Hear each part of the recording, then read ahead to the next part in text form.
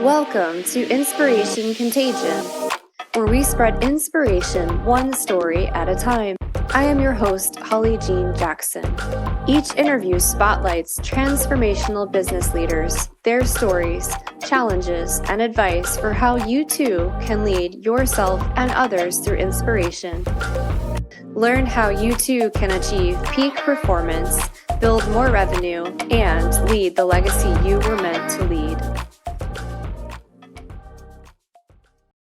I have a very, very special guest with me this week. Her name is Jamie Staley. Jamie is focused on improving growth and profitability for her service-based business clients. She specializes in dental, healthcare, and construction industries. With over 25 years of accounting and finance experience, she excels working directly with business owners to help them understand the financial status of their company. And boy, don't we need that. Jamie prides herself on her strong work ethic, passion for teaching, and ability to learn quickly. Her clients love her personable approach and know that she operates with their best interest in mind, acting as a partner and advisor. With that, welcome, Jamie. Thank you for that warm welcome, Holly. I'm excited to be here. Yeah, absolutely. It's always great to have people who specialize in the revenue, the financial space, that also have great bedside manner and can break it down simply for our guests, our audience, and of course, our clients, which is why you're one of our preferred partners. But we're going to kick it off with the question I love to open up with all of our leaders. And that's, what makes you and your company an inspirational leader, or what would you say is your secret sauce? Yeah, I love this question. I think it makes you have to kind of dive deep and think about it. And I was thinking about this. I think that one of the things that is most different about us, and I think a lot of people have this, but the authenticity and service mindedness of our firm and how we work with our clients, I think really speaks to how we want to service them, how we want to work with them, how we want to build that relationship. We really love to build those long-term relationships and really learn more about their business. What's their vision for their company? What are they trying to accomplish? What are their pain points and what is challenging for them? So we really love to do that. And we also really like to focus on education. So we don't want to just go ahead and go get your tax return done or go get your financials done for you. We really want to review them with you, which some people love. And some people are like, no, I don't need to know this. But from as a business owner, you need to understand your financial side of things. And it can really help you if you can learn and grow. A balance sheet is something a lot of people don't want to look at and talk about. They want to look at the P&L, right? The exciting, the one that really tells me everything. But we really try to walk them through all of it so that they can really understand a holistic picture of their business. And so, I think, leading with service, working authentically, really, being happy and excited when they're doing well and working with them. And when the light bulb goes off with them, I think that really gets us excited too. We really want to work with people who are driven and passionate about their business and trying to help it grow, because that's what we love to do with them. I love that. And I love the education piece, because that education to me is equivalent to empowerment. And that's so important for business owners. And I was giggling when you were sharing how they don't like to look at the details. Yeah. No, it's so interesting. I don't need to know that. Yes, you do. Yeah. Like, as a business owner, guess what, you guys? We are earning money. Revenue is part of the discussion. Yeah. And if you don't have a holistic lens of what's actually happening with your money, you likely have some pretty big problems. Right. And I mean, I have, bookkeeper, I have a tax strategist, I have all the things, but there's still things that I look at every month as a revenue obsessed person, because I walk the talk of what we teach our clients, that are necessary, not evils. I've had to reframe this, and I hope our clients reframe their relationship to money, because when we have a better relationship and understanding of our finances and of our money, it actually completely changes the conversation when it comes to sales, finances, and all the things. And it can actually be a very positive experience. Yeah, I agree. And I think, to your point of an empowerment, a lot of people want to pull the wool over their eyes. I don't want to look at it. It'll just resolve itself. That's usually not the best approach with money and finances. Nope.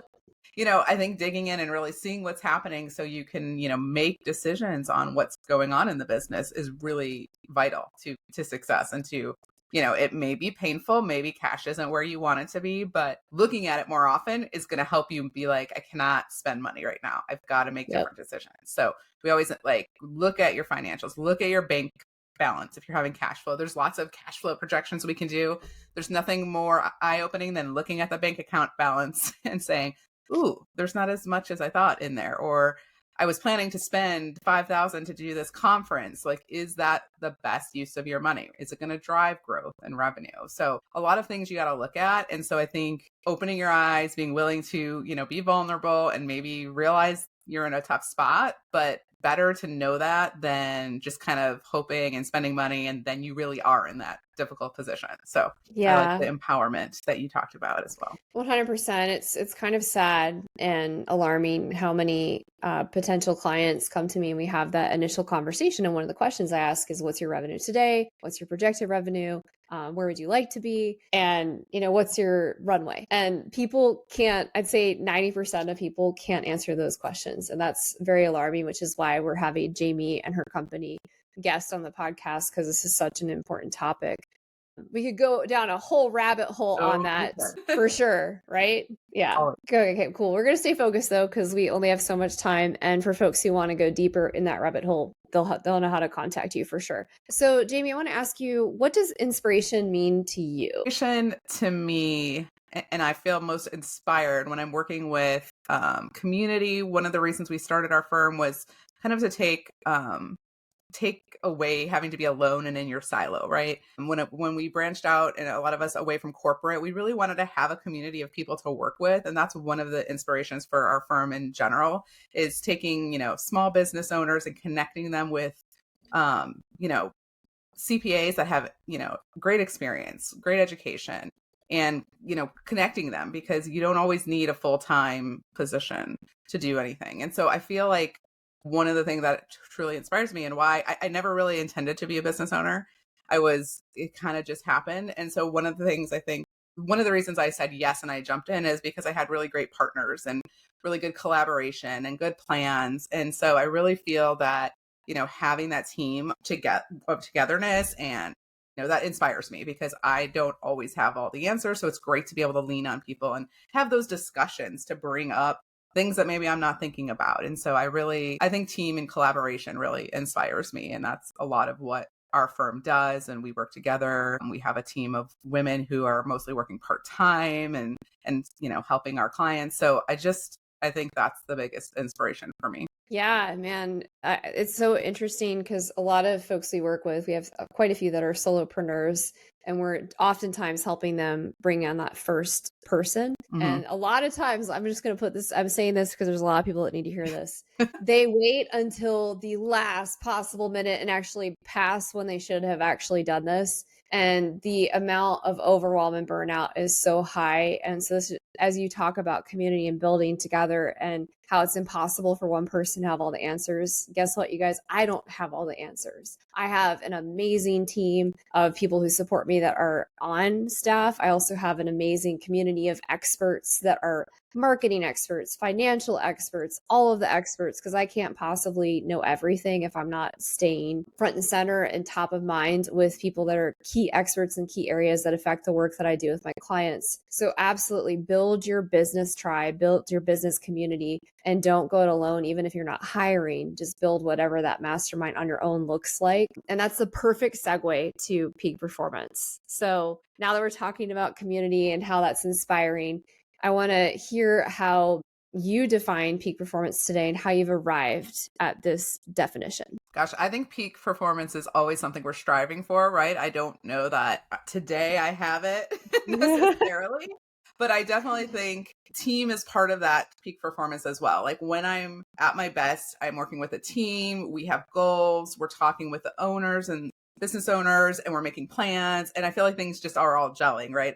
Everybody's happy. We're helping a client that, was struggling with something. And that really it excites us. And we know that we're providing such a good value. I think that's kind of when you're doing, you're educating, you're learning, you're helping, you're collaborating with the business owner, with your team, and with everybody. I think that's when I usually hit my peak performance, right? I'm feeling valued, I'm giving value, just the circle is kind of complete, right? There's no open ends of we should be doing this and we're not doing it. Or, I've worked with difficult clients where you're I'm really trying to help, but they just don't want the help. And it's such a drag. I mean, just coming off of that in the last probably 6 months or so, is just you realize things that may take a toll on you that you didn't really realize. And I feel like letting that go, sometimes it's difficult and you don't always want to, but I definitely see that like that kind of pulls you away from your peak performance, right? Because you're not in a happy place, right? You're not feeling good. You're not, I don't know, moving towards those goals. And so I think getting the right types of clients, working with the right team members who all share core values, that's something that's really important to us here at Willow. We have core values that we stand by, and we really want to make sure all our team members have those, all our clients share those, because then there's a lot less problems and great communication and alignment and things like that. And I feel like when you get those core values aligned, when you get the work aligned and you get the team aligned, that's really when I feel like, hey, everything is going great. We are working at peak. We are all happy, productive, getting results. And I think that's really the end goal. Yeah, I love the value alignment too, and that visual of the complete circle of, I like to call it similar to creating win-win-win scenarios, right? Yeah, I Where love that. yeah, when you have value alignment for your team, the leaders and the clients, everybody's got that northern star, that compass, and there's this complete beautiful circle where everyone feels seen, heard, valued, recognized, and inspired to continue doing that work because they're on the same path, and it's very clear and it's very exciting and aligned to what they're excited to do and what they're gifted at doing typically. I also love that you guys are hiring based on value alignment and choosing clients based on that. I like to say, it's a famous quote that I say all the time, your vibe attracts your tribe. I don't know who it came from, but I love repeat it. this. Yes. And the more you can lean into becoming a clear magnet for your perfect clients, the happier the leaders will be, the team will be, and your clients will be. And when we don't listen to that internal guidance or that intuition or that value alignment, that's where we get into trouble. And this typically happens when people are having cash flow issues, or they're freaking out, or they're living in fear or lack. That's when they look at, this is, I think, why a lot of business owners are afraid to look at their cash flow. It's like, Right. oh, that's uncomfortable. Cool. Right. Well, let's solve that runway issue before we get super uncomfortable. Right. And You these don't want all to find out, hey, you know what? We're not going to have enough to make payroll. If that's not when you want to find out there's a problem. Again, back absolutely. to knowledge is power. If you can look ahead and say, hey, in 3 months, if we don't increase revenue, we are going to have a cash flow problem. Today, you have 3-month runway to figure out what to do. Yeah. And so what are those alternatives? When you're in the last minute emergency crisis mode, that's not when you want to have to figure out how to deal with it. So yeah, I mean, I think looking at it, opening your eyes, and just, it's reality, right? You got to look at what's happening and being, honest with yourself, and that can just help you make better decisions. Personally, I think too, the more you practice using the data to make choices and looking at it, I actually find looking at my cash flow activity and pipeline and all the numbers reassuring. Like if I start freaking out and spiraling, I look at all my Excel spreadsheets. I look at all of my P&Ls. I look at all of the details. And I'm like, okay, cool. We've got this. We've got this much runway. We have this much in the pipeline. We have this conversion rate. These are the projections. We're totally fine. Because let's be real, like the roller coaster of being a business owner, entrepreneur doesn't go away. You just get used to how you manage it. And a lot of managing that anxiety, the unknowns, the noise in the market and the economy is just looking back at past historical data and knowing your numbers. So for those who are listening, hopefully you can lean into that. And that's a perfect segue to my next question of, what are some of the challenges and obstacles you have faced along your journey to peak performance? Ooh, diving deep. I like it. Yeah, I mean, I feel like self-doubt. I mean, when, like I mentioned before, right when we decided to purchase the client list from the previous firm that we were working with, in the 11th hour, we were making plans to make the purchase and how to figure it out. And I was like, maybe I just shouldn't do this. This is a little bit outside my wheelhouse. This is not like, I wasn't always planning to be a business owner. Is this really what I want? And I think a lot of that is just self-doubt. Like, why am I going to do this? But I think, I'm proud that I stuck it out. And I was like, no, I can do this. We're going to pull this together. We're going to make this successful. So I think having that drive and ambition and hard work, really comes into play. But, self-doubt creeps in everywhere, right? Like, should I be able to do this? Am I doing the best job? And I feel like, you've crossed that one hurdle. Like, yeah, I should be a business owner. But then you start maybe working with a new client and you're like, do I know enough to help them? Like maybe I can't help them. And so, a little bit of that imposter syndrome, right? Too, of like, am I the best person to help them? Maybe they could find somebody. And so I tend to find that as I push forward, I realize stepping outside of your comfort zone, that's how you grow, right? That's how you learn. That's why you should say yes, even if you think it's uncomfortable. And so I feel like those challenges and things that, hit us, like maybe I shouldn't do this. Trying to push through that and really enduring and persevering really makes you think, hey, I can do anything. If I put my mind to it, if I get the right people involved, if I ask the right questions, we can do anything. Right. So that I think is, my biggest takeaway is just, go for it. Yeah. I actually took this course for rock climbing. I find there's a lot of metaphors between growing your business and rock climbing. I love it. So stick with me for a second here. And it was around fear of falling. And they talk about like these zones, and it's like a circle, a diagram. And you've got your comfort zone, and it's like very small, your comfort zone. Yeah. And then there's your growth zone. Oh, and then like the growth zone and outside of the comfort zone on the very exterior is your risk zone and death, right? Because in rock climbing, you could die. Yeah. That could happen. Right. So they basically talk about degrees of uncomfortability, and where you can stretch, like they're called stretch zones. There's stretch zone 1, 2, and 3. 3 is very close to panic, which could put you close to that high risk zone of death. So I like to remind business owners that where we grow is actually in the stretch zones that are not in our comfort zones. So if you're feeling a lot of excitement and also a lot of, oh, this is really uncomfortable, that's your stretch zone. That's where the miracles happen. That's where you're actually going to get your jam on and be successful with those ideas. And then I also like to talk about in climbing, they have fall practice, and you want to learn to fall safely and trust falling.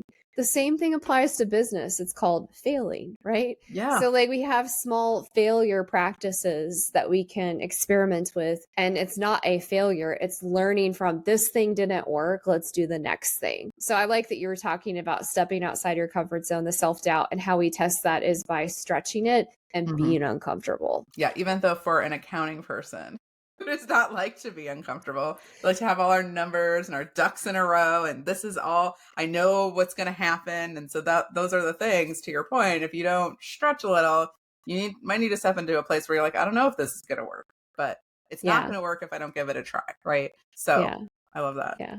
Beautiful. How have you guys created a culture of peak performance in your company? I know you've talked about hiring based on value alignment. What other things have you guys done? We really try to put teams together so that they have people to rely on and ask questions of, and, be able to learn and grow as well. So we have different levels within our team. So we have an accountant, maybe paired with a CPA, and there's different experience levels. They may have tax knowledge, some of them may not. So really to try to, round out teams when we give them to our clients, we are trying to make sure that they have all the right knowledge that they have, but they also have a team who can go find that person. I am not the tax expert, but as soon as we start talking tax, I think, yes, we need to pull in this person. She knows all the right answers and she can get you what you need. So it's nice to have that team, as we talked about before, and we try to make sure our team is supported, right? They don't have to know all the answers. They just need to know, hey, who do we know? Or, to your point about, partnerships, if you have a question about HR, if you have a marketing question, do we have partners to say, hey, I know a little, like I'm a business owner. We know a little bit about everything, right? But I'm not the person you want to ask about HR, or I'm not the person who has the expertise of marketing. So here are these people. So I think building that partnership helps as well. But we really try to get our team, involved. They're learning. We offer educational courses to our team each month so that they're continuing to learn and continuous improvement. And then we do meet with them every month. We, learn more about each other. We do kind of team spotlights and get to know people personally as well. And so we really do create, great team camaraderie that way, even though we're all virtual and we're not together. And another area that I'm very proud of is just that the balance that we provide or strive for. It's never a perfect work-life balance, but that is one of the key areas that we really strive to help our team have so that they know they have support. Life is hard. There's lots of challenges and ups and downs with kids and parents and health and things like that. And so one of the areas we really strive for is good balance for our team. So if they need help, they can ask for it. And they tend to tell us, we so appreciate that. This is the best like environment. I couldn't work a full-time job dealing with this situation for my child. And we were recently a finalist for a Carbon Excellence Award in balance. And so it was really meant a lot to me because it's something we really want to offer, and always great to hear our team like come back and recognize, like, you guys don't just say it and put it on the board. Like, yeah, you guys are balanced. Like, you really mean it. You really take workload off us if we need that. And we, the team totally appreciates that. And so getting that great feedback from the team, confirm that what we already know, that it's really great to offer balance to people because it's not easy to get everywhere, and it's really important for the success of our company, for the success of our clients and things like that. So we're really proud of that as well. Yeah, balance is a moving target, and through different seasons and variations in life, it ebbs and flows. Exactly. So that's great for employee retention. We talk about that with our clients quite a bit as well. We're going to switch gears just a little bit and talk about money a little bit more. All right. So when have you left money on the table, and what did you do to fix it? Ooh, that's a tough one. Goodness. I'm sure there's so many instances. And as a business owner, this, like, you run into places where you're like, I should have done X, Y, and Z.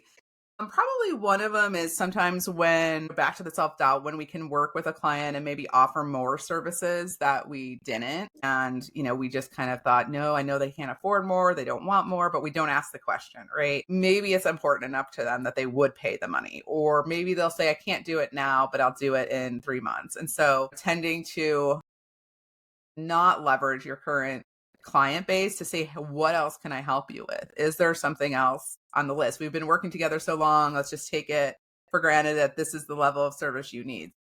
I definitely think there's been times where, we haven't leveraged that enough, just internal team of who we have and like what we can do for folks, just assuming, oh, they'll ask, they'll let us know if they need something. They see all our newsletters and they know.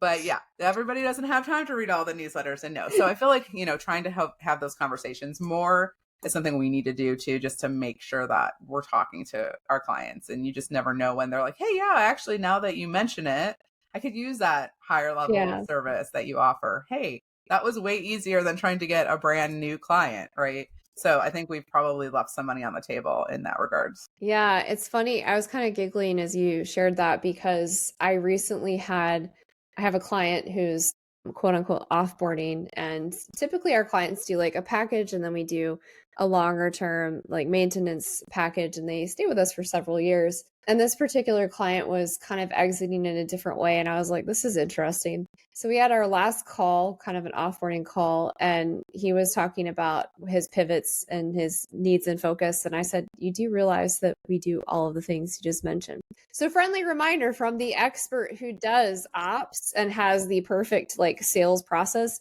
There is no perfect anything, and you have to remind people because our world is noisier than ever and is becoming so noisy. Yeah. Even if they're on your mailing list, even if you do touch points once a month, we are not the center of our clients' universe, and there's so much happening in their life. You have to remember to bring things up frequently and remind them. You cannot ever make assumptions that they know what you do. And this includes your referral partners. It includes your family. It includes anybody announcing who you are as a speaker. I mean, if you think about it, even your significant other, a lot of times they don't understand truly what you do in your work. So why are we assuming our clients know exactly what we do if we're not touching on it all the time? Yeah. So a little pro tip for you guys listening in. All right. So it's been amazing, Jamie. We're going to wrap up with 2 rapid fire questions. Oh, no. Those always scare me. Oh, goodness. What's the best one piece of advice you would share with others today? Step outside your comfort zone. Do something that's more challenging and, see where it takes you. And what's the legacy you would like to leave behind? These are deep. That's how we do this. Yeah. That's how we roll. I'd say, gosh, I feel like hard work, authenticity, doing what you truly love. I feel like that's really what I want people to take away. I truly love what I do. I love numbers. This like excites me. I'm passionate about it. But maybe that's not your passion, but go find your passion, do something amazing, and just live your life to the fullest. Like, I think that's That would be my hope that people can take away from. Beautiful. And for those of you tuned in, listening in, whether you're on YouTube, Spotify, whatever platform, in the show notes, we'll have contact information for Jamie and her company, Willow. They are one of our partners. We have actually had conversations. We trust them. We refer business to them.